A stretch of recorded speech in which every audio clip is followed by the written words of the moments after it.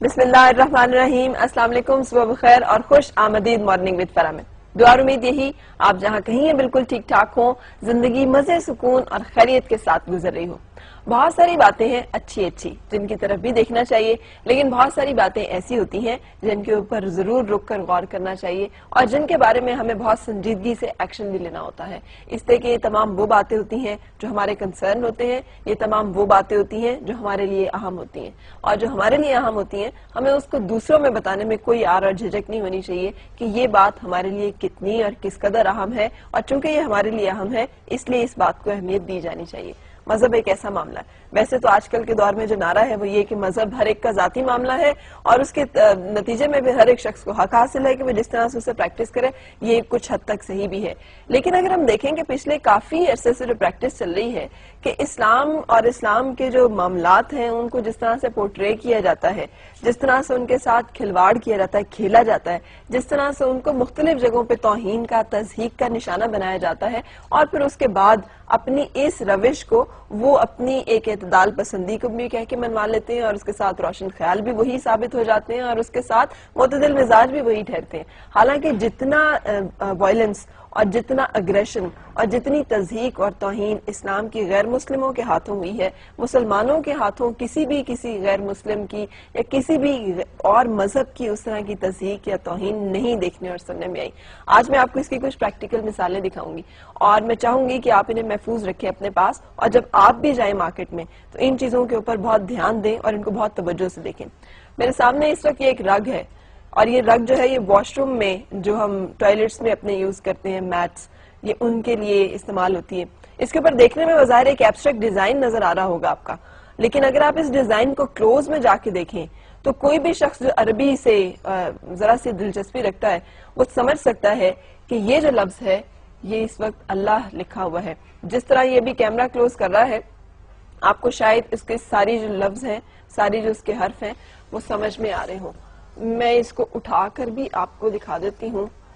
اس کو اس طرح سے دیکھ پانا کیمرے کی آنکھ سے ممکن ہے یا نہیں مجھے نہیں معلوم. آپ دیکھ پا رہے ہیں اس طرح جیسے میں دیکھ رہی ہوں یا نہیں؟ یہ دیکھیں کلیئر آپ کے سامنے اللہ لکھا ہوا ہے، اور یہ ایک واش روم میں بچھایا جانے والا میٹ ہے. اگر آپ اسے لانگ میں بھی دکھائیں جس پر لگتا یہ ہے بظاہر کہ یہ ایک ایبسٹریکٹ اس کے اوپر ڈیزائن بنا ہوا ہے، اور یہ یقینی طور پر اتفاقاً یا حادثاتاً تو ہو نہیں سکتا. یہ ایک باقاعدہ پلانڈ ایفرٹ ہے جس کے نتیجے میں اس طرح کی توہین کرائی جاتی ہے. مارکیٹ میں اویلیبل ہے، اسی طرح سے کسی نے دیکھ کر خریدا ہے ایک نظر دیکھنے میں کہ بڑا ہی اچھا ڈیزائن ہے، بڑا ہی مزیدار سا لگ رہا ہے، اور جب اس کے اوپر ذرا سا غور کیا گیا تو پتا چلا کہ یہ لفظ اللہ ہے جو ہمارے پاؤں میں اور واش روم میں بچھایا جا رہا ہے. یہ صورتحال ہے ان تمام ایفرٹس کی اور ان تمام کاوشوں کی جو ان لوگوں اور ان مذاہب کی طرف سے آتی ہیں جنہیں ہم کہتے ہیں بڑے معتدل مزاج ہیں، اور اگر کوئی تشدد پسند ہے تو وہ صرف مسلمان ہے. یہ ایک کپڑا ہے،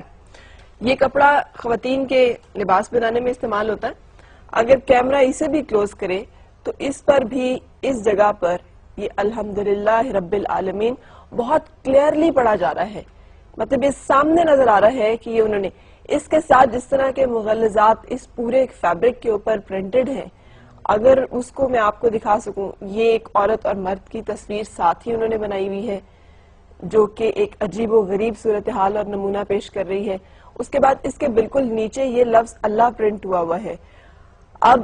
یہ اگر آرٹ کا اتنا ہی خوبصورت نمونہ ہے اور ان کو یہ لفظ اتنا ہی فیسینیٹ کرتا ہے تو مجھے سمجھ میں نہیں آتا کہ اس لفظ کو اپنی خانقاہوں میں، اپنی درسگاہوں میں لگانے سے تو ان کو بہت اعتراض ہوتا ہے، لیکن اس طرح کی جگہوں پر استعمال کرنے میں ان کو یہ پیس آف آرٹ لگتا ہے. یہ ہرگز ایسے نہیں ہے، اس لیے کہ سب کچھ پلانڈ ایفرٹس ہیں. یہ وہ سازشیں ہیں، یہ ان کی نفرت کا، یہ ان کے ان گھناؤنی عزائم کا، یہ ان سازشوں کا مظہر ہے جو مسلمانوں اور عالم اسلام کے خلاف کی جا رہی ہیں اور مسلسل کی جا رہی ہیں.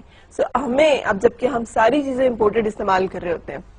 مارکیٹ میں جائیں تو یہ فیبرک بہت سستا سا مل رہا ہوگا. اب پتہ نہیں اویلیبل ہے یا نہیں ہے، لیکن مجھے یہ مل پایا. اور اس طرح کی اور بہت ساری جگہیں اور بہت سارا جگہوں پہ ایسا ہو رہا ہوگا جو میرے پاس ابھی نہیں ہے. لیکن آپ جب بھی جائیں پلیز کائنڈلی جب ہم باہر کی چیزیں خریدتے ہیں تو اس میں ان چیزوں کے اوپر ضرور غور کریں کہ ان کے انگریڈینٹس کیا ہیں. ہم جو لپسٹکس استعمال کر رہے ہیں اس میں سور کی چربی استعمال کی جا رہی ہے. ہم جو یہ فیبرک استعمال کر رہے ہیں اس کے اوپر پرنٹ کے اوپر اور ایبسٹریکٹ فارم کے اوپر کیا چیزیں ہیں جو کہ پرنٹ کر کے بھیجی گئی ہیں. جو بھی اس طرح کی چیزیں ہم خرید رہے ہیں وہ کیا ہیں، کیونکہ یہ سب سازشیں جو ہیں یہ یقینی طور پر پوائنٹ آؤٹ کرتی ہیں ایک اور بڑی سازش کی طرف، اور وہ ہے مسلمانوں میں نا اتفاقی اور ایک ایسی نفرت کی فضا پیدا کی جائے جہاں پر ہمیں ہی ہٹ کیا جا رہا ہے دہشت گرد کہہ کے، حالانکہ ہم ہی سب سے زیادہ مظلوم ہیں اس وقت پوری دنیا میں. اینی وے یہ ایک اور صورتحال اس وقت میرے پاس ایک بلڈنگ کی صورت میں ہے جسے مینہٹن میں تعمیر کیا گیا ہے اور اس کو ایپل مکہ کا نام دیا گیا ہے. اور ذرا امیجن کریں کہ یہ ایک بلڈنگ ہے، شراب خانے کی عمارت بنانے کے لیے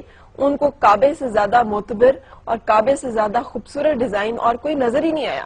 کوئی اور ڈیزائن ان کی نگاہوں میں جچا ہی نہیں کہ وہ اس کو شراب خانہ بنا سکیں. سو یہ ایک بلڈنگ جو تعمیر کی گئی ہے جہاں 24 گھنٹے شراب فروخت کی جا رہی ہے، کی جائے گی، اور جو کہبہ خانہ ہوگا یہ اس بالکل ایگزیکٹلی اس پیٹرن پر ہے جو کہ مسلمانوں کی مقدس ترین اور محترم ترین اور مکرم ترین عمارت ہے جسے ہم کعبہ کے نام سے جانتے ہیں، جسے ہم اللہ کا گھر جانتے ہیں. سو یہ تو ہیں وہ لوگ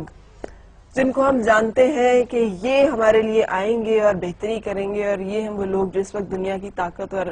اختیارات کو کنٹرول کرتے ہیں، اور یہ ہیں ان کی نیتیں اور یہ ہیں ان کے ارادے اور یہ ہے ان کی سوچ اور یہ ہے ان کے جذبے اور یہ ہیں ان کے معاملات جو کھلے ہیں ہمارے سامنے. اگر ہم ان کھلی حقیقتوں کو اب بھی نہ دیکھ سکیں